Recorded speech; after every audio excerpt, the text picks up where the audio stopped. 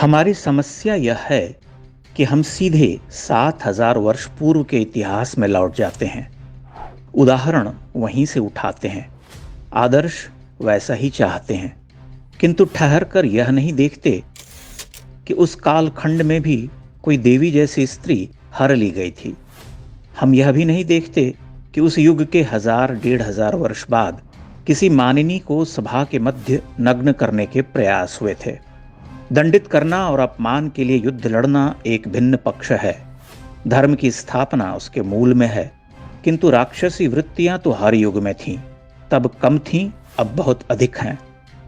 अब हमें इस बारे में विचार करना चाहिए कि रामायण काल और महाभारत काल के बाद भारत में क्या हुआ।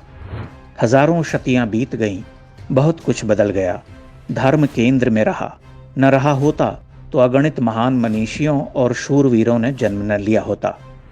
किंतु क्या मौर्य काल को भी हम रामायण काल के समक्ष रख सकते हैं, या मौर्य काल में हम राम राज्य को देख सकते हैं?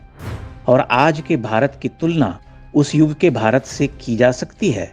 उस युग की बात तो छोड़िए, 100-150 वर्ष पुराने भारत से ही हम वर्तमान की तुलना नहीं कर सकते।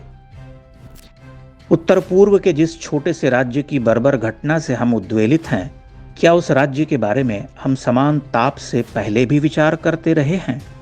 कुछ वर्ष पहले ही वे राज्य भारत के होकर भी भारतीय सांस्कृतिक भौगोलिक अवधारणा से कटे हुए प्रतीत होते थे। उत्तर पूर्व को धीरे धीरे संपूर्ण भारतीय जीवनधारा का अभिन्न अंग बनाया जा रहा, और यह पिछले 8-9 वर्षों का अवदान है। अब समस्या यह कि हम राजदंड का प्रयोग तो तुरंत चाहते हैं, राजनीतिक सीमा का बोध हमें नहीं होता। पहली बात तो यह कि आधुनिक लोकतंत्र के प्रतिनिधि पुरुष से किसी राजा का आचरण अप्रासंगिक है। यह सत्य है कि राजा की छवि जब हमारे मन में उभरती है तो हम सबसे पहले राम का ही विचार करते हैं। रामो विग्रहवान धर्मः, राम धर्म के साक्षात विग्रह हैं। किंतु हम भूल जाते हैं कि यह राम राज्य नहीं है, राम राज्य नहीं हो सकता। वह एक बार हुआ। यहां तक कि पिछले 7,000 वर्ष के इतिहास में दूसरे राम राज्य का उदाहरण हमें नहीं मिलता। तब हम विकट स्वार्थ में डूबे समाज, जिसकी जात पात की गांठें अब तक खुली नहीं, उसके लिए राम राज्य की कल्पना कैसे करते हैं? एक चुनाव जीतने में हमारी नसें ढीली पड़ जाती हैं। हमें स्पष्टतः यही समझ में नहीं आता कि किसे चुने, जबकि चुनाव में कोई विकल्प ही नहीं है। फिर भी हम कठिनाई से जीतते हैं। उत्तर प्रदेश का पिछला विधानसभा चुनाव उठाकर देख लीजिए, जबकि योगी आदित्यनाथ सर्वप्रिय हिंदू नेता हैं। आप ध्यान से देखें तो एक समय में कांग्रेसी प्रभुत्व और विकल्पहीनता के युग के बाद भारत में लोकतंत्र की लड़ाई भीषण हो गई। बहुमत तो बहुत दूर की बात थी। जिस कांग्रेस ने 5-6 दशकों तक देश को चलाया और हमारे माई बाप बनकर रहे, उसका ही आधार जाता रहा। जात पात और क्षुद्र स्वार्थ के नाम पर क्षेत्रीय दलों का उभार हुआ। ये उत्तर से दक्षिण और पूर्व से पश्चिम तक पसर गए। इन्होंने कांग्रेस से राजनीति सीखी। धीरे धीरे उस राजनीति को कांग्रेस की नीचता से भी नीचे ले गए। खानदानी पार्टी चलाने वालों ने भारत को कितने टुकड़ों में बांट दिया। तब नरेंद्र मोदी का अभ्युदय हुआ। मोदी का उभार स्वप्न सरीखा लगता है। मोदी ने उत्तर प्रदेश और बिहार जैसे घोर जातिवादी राजनीति करने वाले राज्यों की पारंपरिक राजनीति तक को तोड़ दिया। वे दूसरी बार जीते। अब तीसरी लड़ाई होनी है।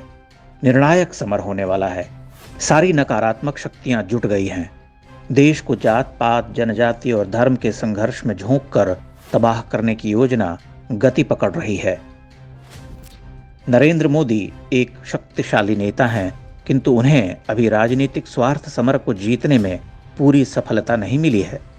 दक्षिण भारत लगभग अविजित है। कर्नाटक कुछ हद तक विजित कहा जा सकता है। बंगाल में भीषण चुनौतियां हैं। उत्तर पूर्व को उन्होंने बहुत हद तक साध लिया है। लेकिन पिछले कांग्रेसी राज में जो वहां की सांस्कृतिक और जातिगत पहचान थी, उसे बहुत हद तक भ्रष्ट कर दिया गया। यह उसी का उभार है। वहां के स्थानीय संकट अलग हैं। चीन म्यांमार के अपने घृणित स्वार्थ हैं। ऊपर से देश तोड़क शक्तियां सक्रिय हैं। ताजा घटना जीवंत प्रमाण है, जहां हिंदुओं पर हुए अत्याचार को पूरी तरह से गौण कर केवल इस घटना का ढोल पीटा जा रहा। राम राज्य लाओ। क्या वर्तमान परिस्थितियों में वह संभव है? कर्नाटक में मुफ्तखोरों ने बीजेपी को सत्ता से हटा दिया। अगर वे भ्रष्टाचारी थे, तब भी कांग्रेस के मगरमच्छों के सामने उनकी क्या औकात थी? दो खराब विकल्पों में से हम उसे चुनते हैं जो कम खराब हो, जो कम से कम देशघाती तो नहीं हो। एक ओर हम बड़े परिदृश्य को ध्यान में नहीं रखते, अपने क्षुद्र और राजनीतिक स्वार्थ के लिए बीजेपी को हराते हैं, पार्टी को कमजोर करते हैं, फिर छाती पीटते हैं कि राजदंड क्यों नहीं उठाते। आप ध्यान से देखिए, कितनी प्रतिगामी शक्तियां कार्यरत हैं। बीजेपी में राज्य स्तर पर नाकारे नेताओं की भरमार है। वे मोदी, योगी और शाह के भरोसे बैठे रहते हैं, माथे पर टीका लगाकर और जय श्री राम कहकर नैया पार लगाना चाहते हैं। ऐसे में मोदी जैसे अद्भुत राष्ट्र सेवक के सामने कैसी विकट चुनौतियां हैं। वह तो देश के भीतर और बाहर दोनों मोर्चों पर लड़ रहे। अगर आपको राम राज्य की आशा है तो आप पहले उन्हें शक्ति दीजिए।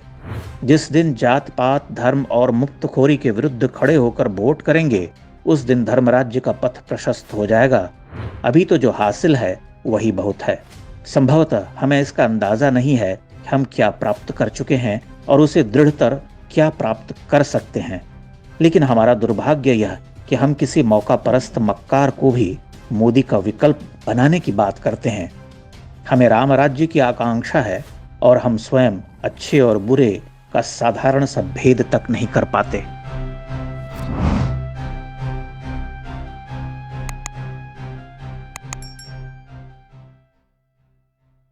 इंडेक्स ऑनलाइन के वीडियो समाज को समर्पित हैं। आप इनको डाउनलोड करके जैसे चाहे वैसे प्रयोग कर सकते हैं। चाहे तो आप हमारे टेलीग्राम चैनल से जुड़ सकते हैं। वहां सारे नए पुराने वीडियो आपको मिल जाएंगे। हमारे सोशल मीडिया लिंक हर वीडियो के डिस्क्रिप्शन में होते हैं। हमारा एकमात्र उद्देश्य हिंदू समाज को जागृत और एकजुट करना है। इसमें सहभागी बने। धन्यवाद।